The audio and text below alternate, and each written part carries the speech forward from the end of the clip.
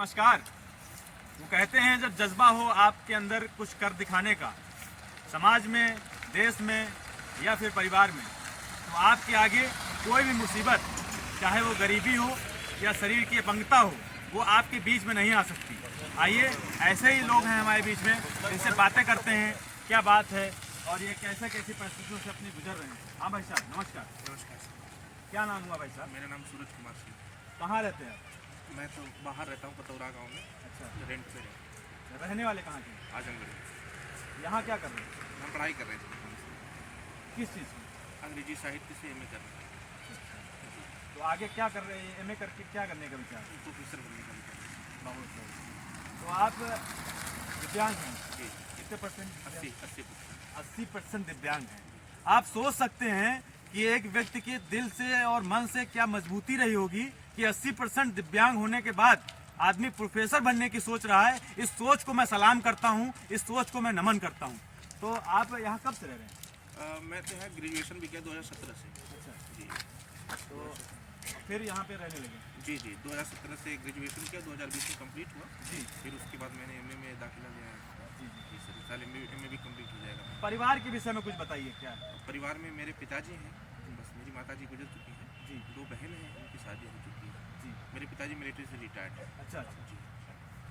और ये भाई साहब, क्या नाम हुआ आपका? सर मेरा नाम नितेश कुमार है जी।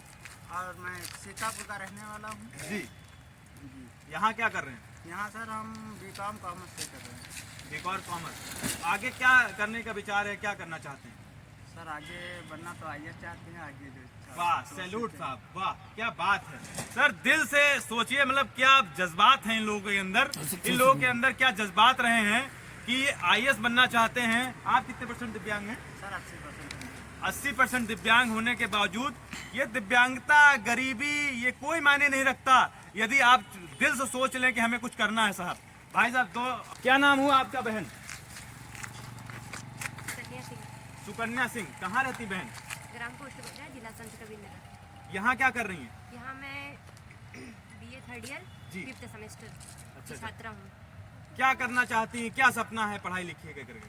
मैं आगे चल के टीचर बनना चाहती हूँ। टीचर बनना चाहती हैं। आप दृष्टिबाधित हैं? जी। जी। तो आपकी जो पढ़ाई लिखाई होती है वो किस तरह से होती है? थोड़ा खुल के बताइए कैसे क्या होता है। और मेरी पढ़ाई ऐसे तो होती है ब्रेल लिपि में। जी। इंटर से लेकर के 1 से लेकर के इंटर तक जो पढ़ाई हमने किया जी। वो ब्रेल लिपि से अभी भी करते हैं। जी। और इंटर तक भी पढ़ाई हमने ब्रेल लिपि से किया। यहाँ लखनऊ स्पर्श राजकीय अंध विद्यालय जी। बालिका इंटर कॉलेज से जी। हमने किया।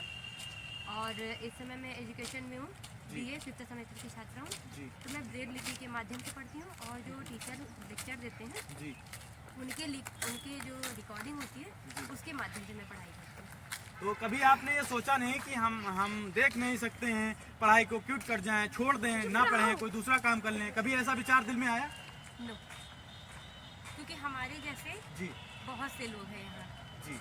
कोई पैर से है तो कोई आँख से है तो कोई सुन नहीं सकता। जी। जो इंसान सुन नहीं सकता जी। वो पढ़ाई कर सकता है, जी। ना सुन करके। जी। तो मैं बिना देख करके क्या मैं पढ़ाई ना कर सकती हूँ? मैं बिल्कुल भी पढ़ाई सही, कर बहुत सकती सही हूँ। बहन। आप बहुत पढ़ लिख के आगे बढ़ें, देश का नाम रोशन करें, अपने परिवार का नाम रोशन करें। मेरी शुभकामनाएं आपके साथ हैं। भाई, आपका क्या नाम हुआ? Thank you sir. सर मेरा नाम अंकुर कुमार है, मैं डिस्ट्रिक्ट हरदोई का रहने वाला हूँ। जी।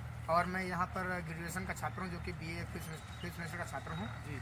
और मैं एक स्पोर्ट्समैन भी हूँ, जो मैं ब्लाइंड क्रिकेट टूर्नामेंट खेलता हूँ, जो रणजी ट्रॉफी खेल चुका हूँ। जी। और मैं स्पोर्ट्स में जूडो भी खेलता हूँ, जो मैं हमारे पास उत्तर प्रदेश के लिए 4 मेडल भी हमारे लिए हैं।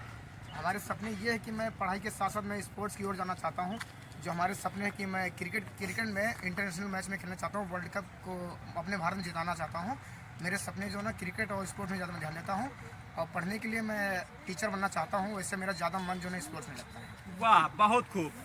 देश के उन नौजवानों से मैं कहना चाहता हूं, देश के उन नौयुवकों से मैं कहना चाहता हूं कि दिन में 1.5 GB डाटा सिर्फ खर्च करना अगर अपना आपको रोजगार समझते हैं तो इन लोगों से आप सबक ले सकते हैं। ये दोनों भाई बहन ब्लाइंड हैं, देख नहीं सकते, मगर ये जज्बे और ये अपने सपने बखूबी अपने अंदर सजोए हुए हैं। हर एक सपने को अपने अंदर सजोकर ये हर अपने मम्मी पापा, अपने परिवार, अपने देश का नाम रोशन करना चाहते हैं। इस जज्बे को मेरा सलाम है। बहुत बहुत धन्यवाद मेरे भाई। सर मैं 2 लाइन और बोलना जी चाहूँगी। बहन।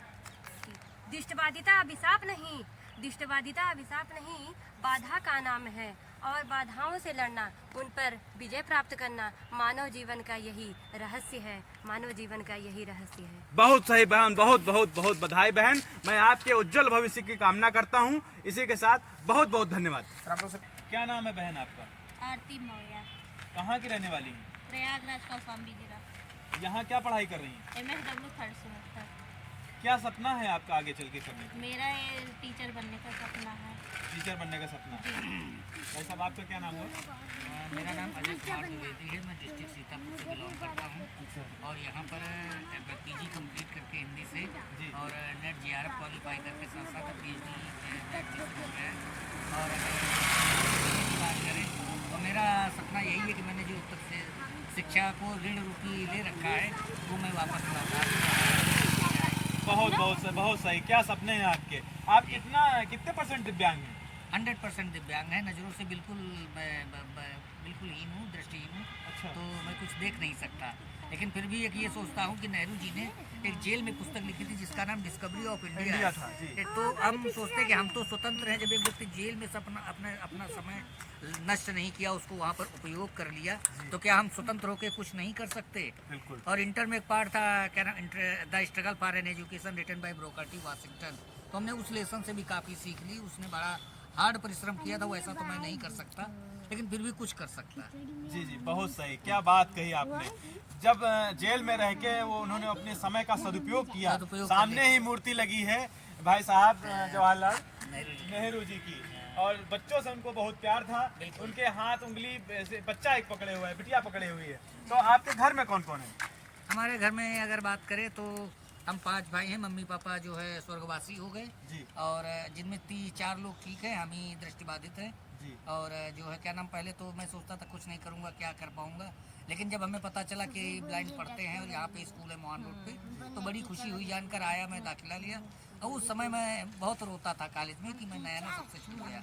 मैं कॉलेज में 2 ही बार रोया है, तो एडमिशन के टाइम या फिर जब मेरी फेयरवेल पार्टी हुई थी, मतलब विदाई समारोह में, तब मैं रोया था कि अब हमारा सब ये छूट रहा विद्यालय परिवार।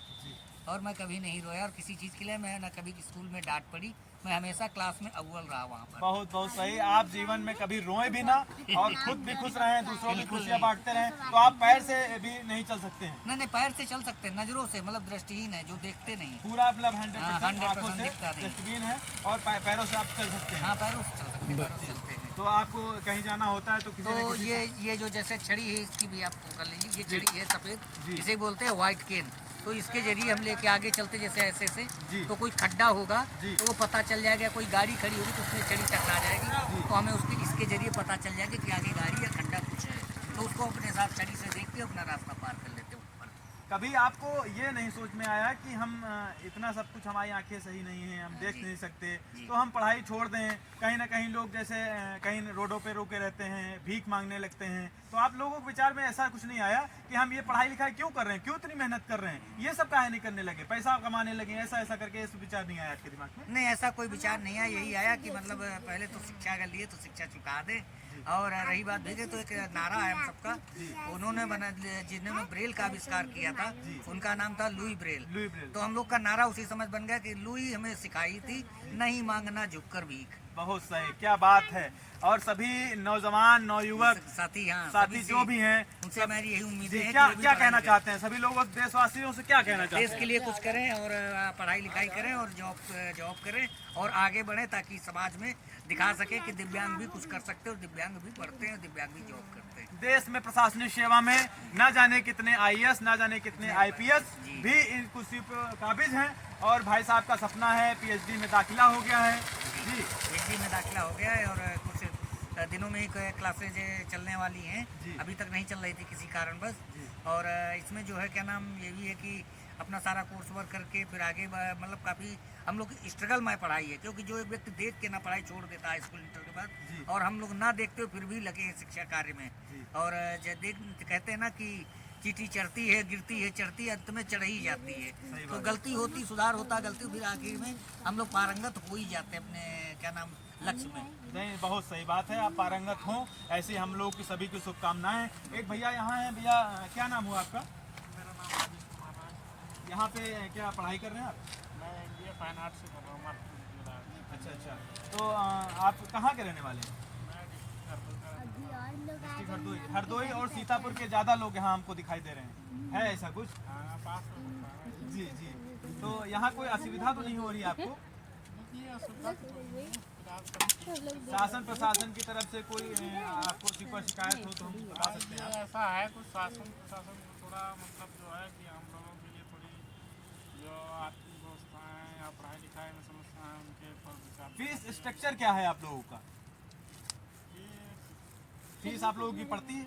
हाँ फीस तो 50% छूट है तो आधा आधी फीस पड़ती है आप लोगों की। और हॉस्टल? हॉस्टल में भी पड़ता है, पहले से तो कम पड़ता था, अब बढ़ा दिया गया है।